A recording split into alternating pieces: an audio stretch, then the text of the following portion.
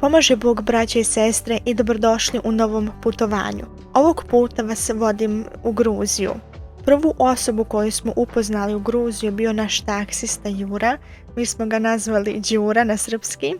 On je mali dedica i on nas je iz aerodroma u Kutaisi vodio direkt do našeg hotela i usput nam je pokazivao interesantne znamenitosti u Kutaisi koje trebamo da posjetimo i ispričali smo se vezano uopšteno za Gruziju i sa njim smo pričali i pola na ruski i pola na engleski jezik. Za mene zaista jedna divna osoba. Imali smo tu priliku da nas je i on ponovo vozio nazad za aerodrom na naš zadnji dan. Tako da mogu da kažem da je naše putovanje zaista počelo pozitivno.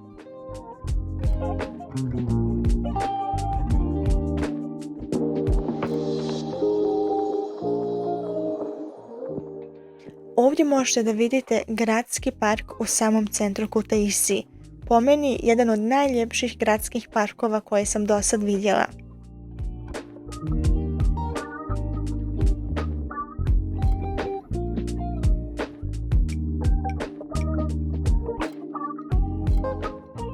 Odmah preko puta parka, direkt pored McDonald'sa, se nalazi ova crkva. Ona je posvećena Svetome Davidu, 4. kralja Gruzije. Interesantno vezano za ovu crkvu jeste to da se sastoji od dvije crkve. Jedna manja, a gore jedna veća crkva. Nažalost, nisam nikakve informacije pronašla vezano za istoriju ovog hrama, niti kad je sagrađen. Mogu samo da tvrdim da je novijeg doba, jer se vidi da je još uvijek u fazi sagradnje.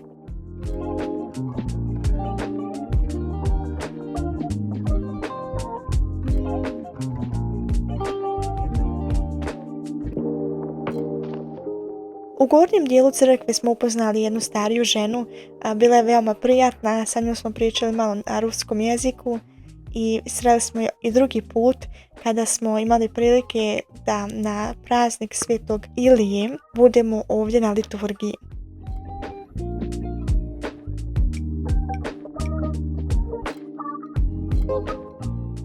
Prvi put sam vidjela ovu ikonu gdje se vidi Presveta Bogorodica koja drži Isusa, a iza nje njena majka i njena baka.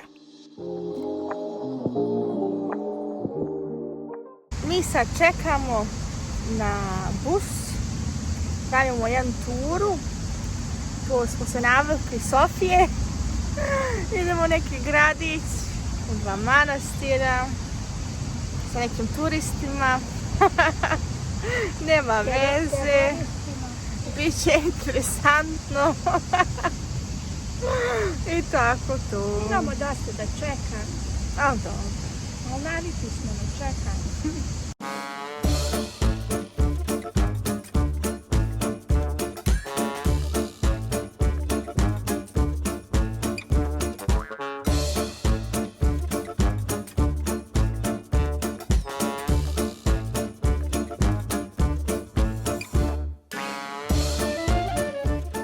Preko aplikacije Get Your Guide smo pronašli turu koja vodi iz Kutaisi prema Čiaturi, gdje smo imali prilike da posjetimo 2 manastira kao i sam grad.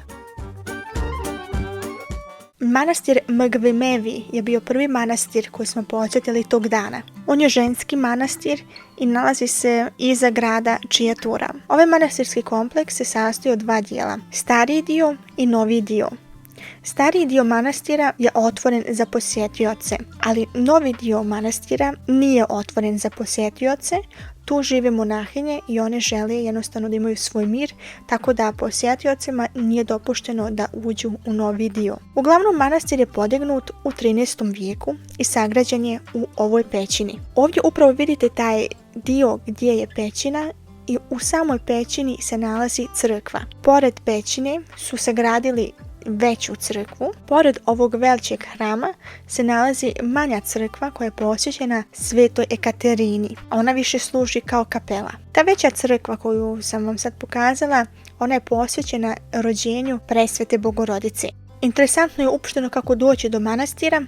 Ispred dolje možete da ostavite vaša kola i vodi jedan putić sa stepenicama do ovog dijela manastira, tako da posjetioci prolaze jednostavno kroz taj putić i dođu do manastira. Bilo je za mene zaista interesantno biti na ovome mjestu, jer ne samo što je mjesto samo od sebe već posebno, nego da smo uopšteno i imali tu priliku da posjetimo ovaj dio Gruzije.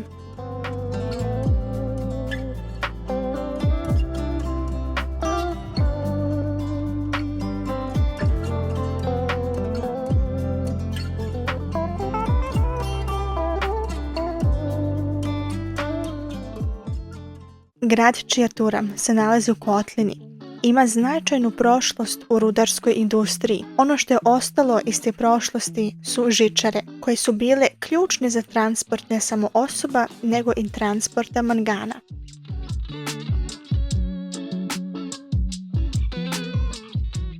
Ova žičara je jedna od starijih modela i može se koristiti besplatno. Gore imate predivan pogled nad cijelim gradom. Nedavno u Čiaturi također imaju i moderne žičare sa kojima plaćate ulaz putem kartice. Jedan pravac košta oko 30 centi.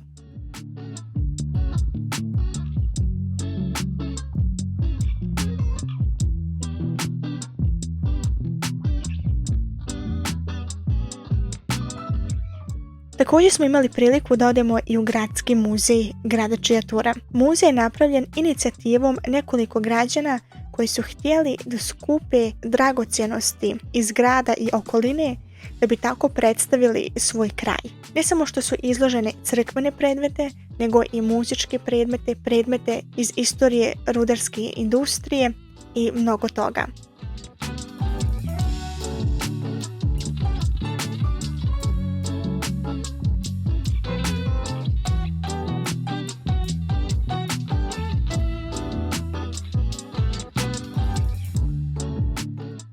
Nakon ručka u lokalnom restoranu smo se uputili do našeg zadnjeg cilja ove rute i to je bio Katski manastir.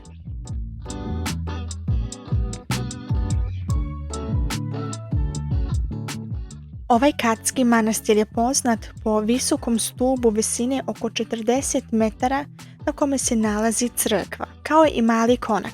Da bi došao do crkve posvećene Svetom Maksimu Ispovjedniku, mora se penjati putem skala, ali je pristup na sami stup samo dozvoljen monasima, i to ne običnim monasima, nego jeromonasima i sveštenicima. Iako mi, kao posjetioci, nemamo tu priliku da se popremo na taj stup, sam taj osjećaj da se nalaziš na tom mjestu je zaista fantastičan. U donjem dijelu manastirskog kompleksa se nalazi novija crkva koja je posvećena Svetom Simeonu Stolpniku. Inače se manastir pominje u spisima u 18. vijeku, a u istraživanjima na vrhu stupa su pronađene ostatke dvije crkve koje datiraju iz 5. i 6. vijeka. Pored manastirske crkve se nalazi i konak, mala vinarija i manastirski muzej sa prodavnicom. Tu su upravo izložene predmete koje su pronašli u toku iskopavanja.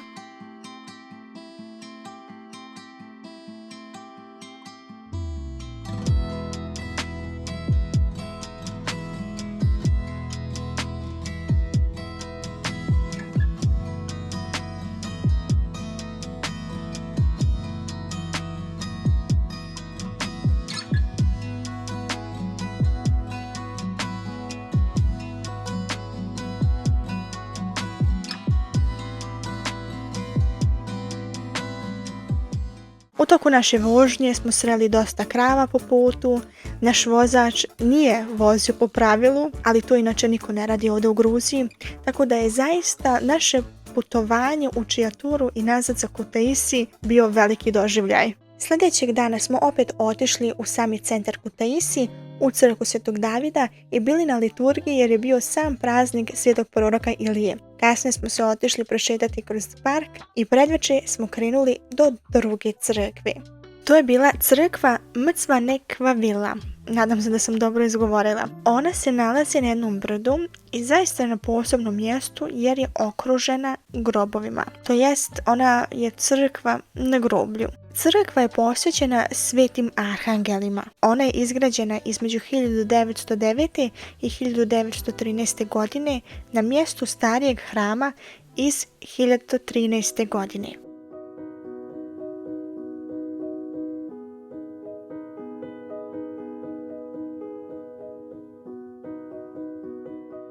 Zanimljivo je da je crkva unutra ukrašena mnogim ikonama različitih veličina i svaka je postavljena drugačije po zidu, velike ikone pored malih ikona, baš ono simpatično.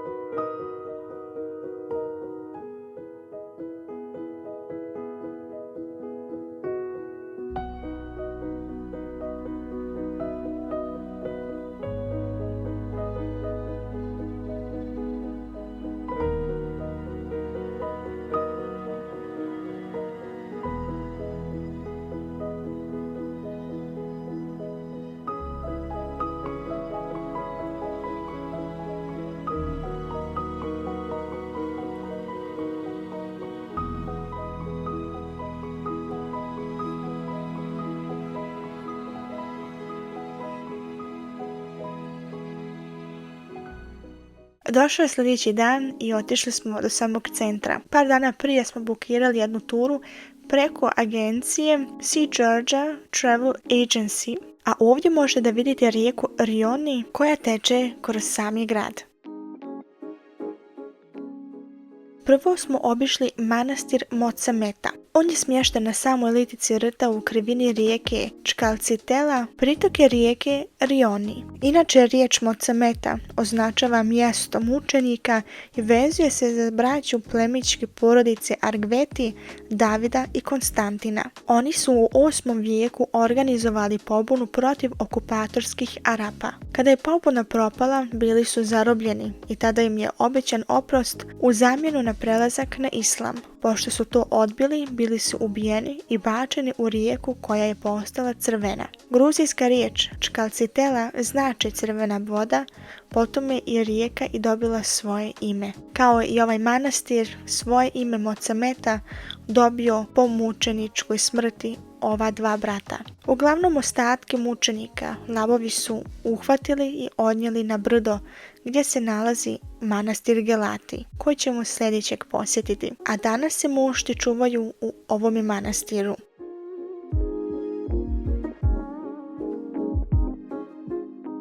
Ovo vam je manastir Gelati, jedan ogroman manastirski kompleks. Prvo smo se uputili u jednu halu, može se reći, gdje nam je naš vodič pričao malo više o istoriji ovog manastira. Inače se smatra da je manastir Gelati veoma važan bio za istoriju Gruzije, jer su pogotovo nekoliko gruzijskih kraljeva ovdje vladali. Tako da su se glavne ličnosti sa kraljom sastajali u ovoj hali, gdje su raspravljali o dešavanjima i o budućnosti Gruzije. I čak su i ovdje lagerovali vino, a na krovu ove hale su pronađene predmete sa kime su oni u to doba posmatrali zvijezde.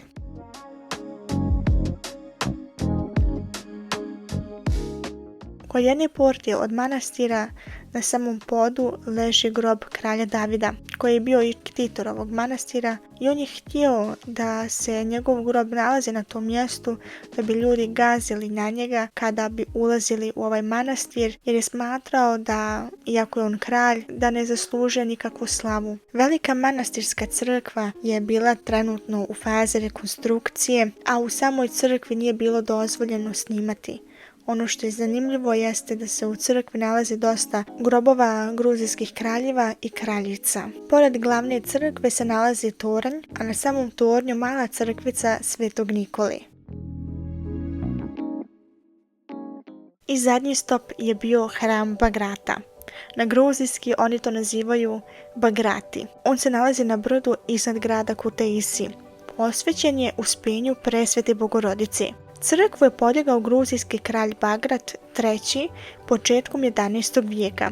Otuda je ime Bagrati. Ona je bila glavna crkva kraljevstva Gruzije. Jedna od interesantnih činjenica jeste da je ovdje krunisan Sveti David, koji je bio 4. kralj Gruzije. Nažalost, Turci su 1691. godine uništili krov i kupolu hrama, ali je tek 1952. godine počela obnova, a ona je tek završila prije nekoliko godina. U crkvi se čuvaju dijelovi moštiju različitih sveditelja. Čak su i sačuvali prethodni ram gdje su bile sačuvane mošti.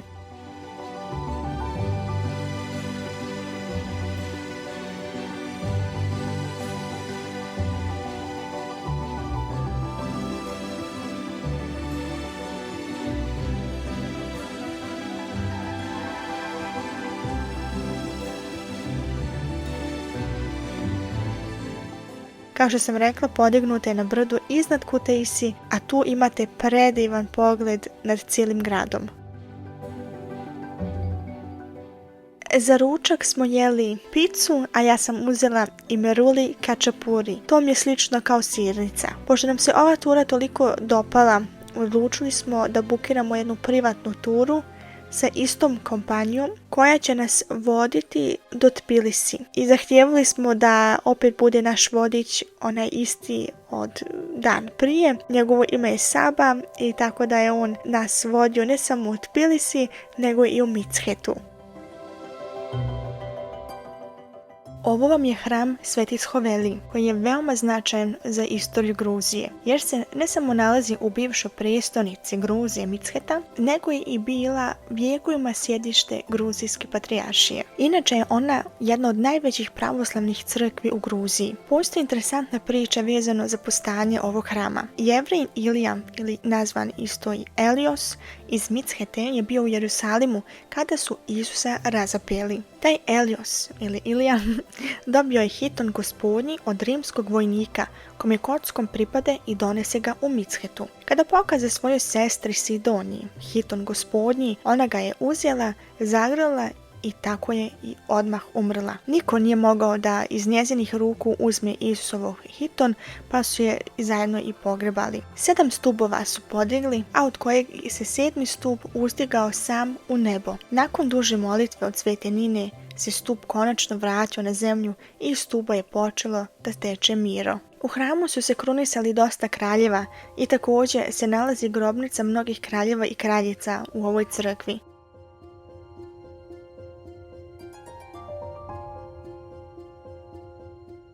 Čak su unutra napravili s desnu stranu jednu repliku groba gospodnjeg. Manastir Samtavro je bio veliki razlog da uopšte krenemo na put prema Mitshet i Tbilisi, jer se tu nalazi mošti Svetog Gavrila Gruzijskog. U crkvi nije bilo dozvoljeno da se snima, tako da ću vam samo ukratko nešto reći vezano za ovaj manastir. Osnovan je u 4. vijeku od gruzijskog kralja Mirjana III. Ne samo što se mošti Svetog Gavrila Gruzijskog nalaze u ovoj crkvi, nego i grobovi Svetog kralja Mirjana III. I njegove žene kraljice Nane. Iz daleka smo mogli već da vidimo manastir Džvari, koji se nalazi na samom brdu iznad grada Mitsheta.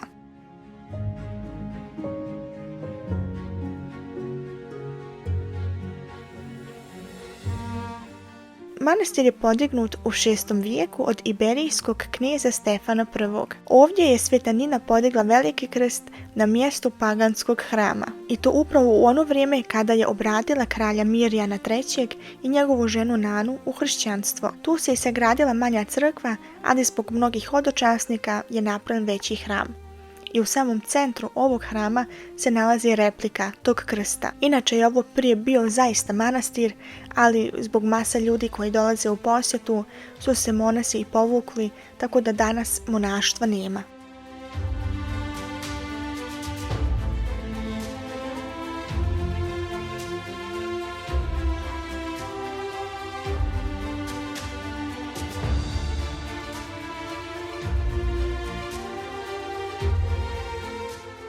Došli smo konačno u Tbilisi i prvo gdje smo otišli jeste do Hronike Gruzije. Hronika Gruzije je spomenik o gruzijskoj istoriji. Nalazi se na brdu sjeverno od Tbilisi.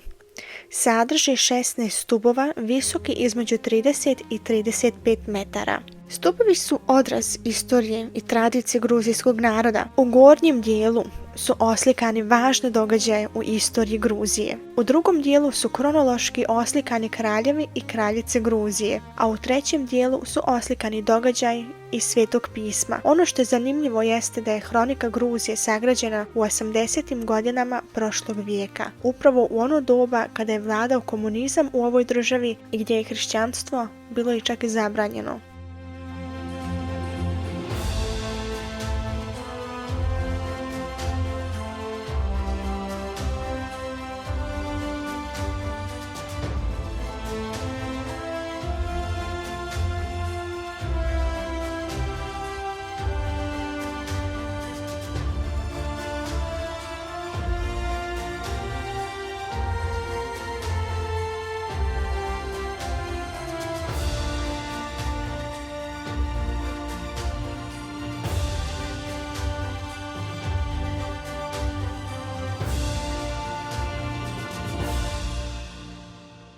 Pored ovog spomenika se nalazi i mala kapela kao i veliki krst Svete Nine Gruzijske.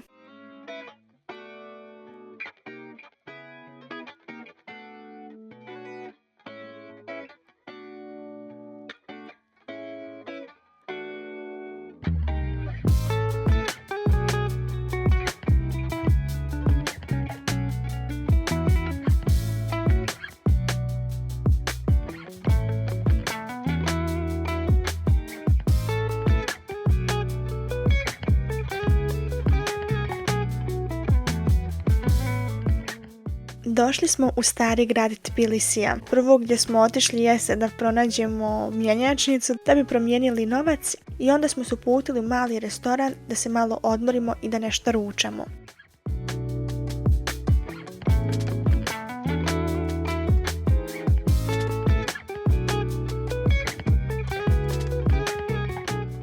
Nakon kratkog odmora smo se uputili dalje do žičare sa kojom smo se vozili do samog vrha jednog brda gdje stoji spomenik majke Gruzije. Ta žena koja je na spomeniku simboliše grad Tbilisi, također nazvan majkom Gruzije. Ona drži u svojoj lijevoj ruci čašu vina što označava prijateljstvo i gostoprimstvo, a u svojoj desnoj ruci drži mač što označava odbranu protiv neprijatelja. Sagrađena je 1958. godine povodom 500. godišnjice postojanja grada Tbilisi. Prešli smo onda most mira i upravo u tom momentu mi se napunila memorija, tako da nisam mogla dalje da snimam i morala sam neke stvari da obrišem sa telefona da bi imala dovoljno memorije, tako da sam cijeli put do sljedeće crkve totalno provela na telefonu, ali stigli smo i to u crkvi Sioni. Ovaj hram je posvećen uspenju Presvete Bogorodice. Crkva je dobila ime Sioni po Sionskoj gori koja se nalazi u Jerusalimu. Hram je sagrađen između 6. i 7. vijeka,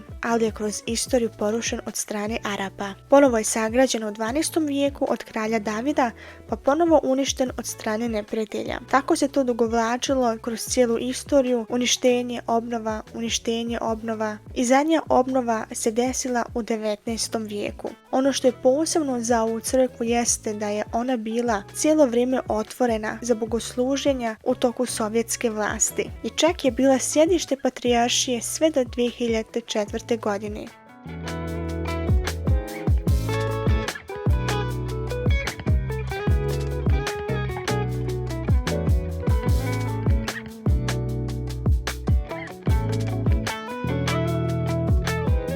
Vratili smo se do prvog mosta gdje smo konačno posjetili malu crkvu Svetog Abo. Ona se nalazi na podnožnju litice Metekhi kod obale rijeke Metkvari, a iznad nje se nalazi veliki spomenik kao još veća crkva, ali smo ovog puta samo otišli u ovu manju crkvu Svetog Abo. Sveti Abo je bio arapskog porijekla i prešao je hrišćanstvo kada je bio u Gruziji. U tom periodu njegovog života su Arapi vladali Gruzijom i ubijali masovno hrišćane. I Sveti Abo je bio uhapšen, obješen i leš bačen u ovu rijeku u blizini ovog mjesta. Crkvica je sagrađena između 20. i 21. vijeka u sjećanje njegovog stradanja kao i stradanja svih hrišćana u Tbilisi. I naše zadnje mjesto koje smo obišli u Tbilisi je upravo ovaj veliki saborni hram Svete Trojice koja je najveća pravoslavna crkva u Gruziji. Hram je građen između 1991. i 2004. godine, a od 2004. godine je ovaj hram sjedište Gruzijske patrijaršije. U cijelom kompleksu se i nalazi bogoslovija kao jedan manastir i konak gdje patrijarh živi. Arhitektonski je crkva mješavina različitih gruzijskih crkvenih stilova. Unutra se čuvaju čestice moštiju različitih svetitelja kao i dragocjene ikone i očuvane crkvene predmete. Za izgradnju je korišćen samo prirodni kamen, pod je obložen mermernim pločama, a oltar je ukrašen mozaikom.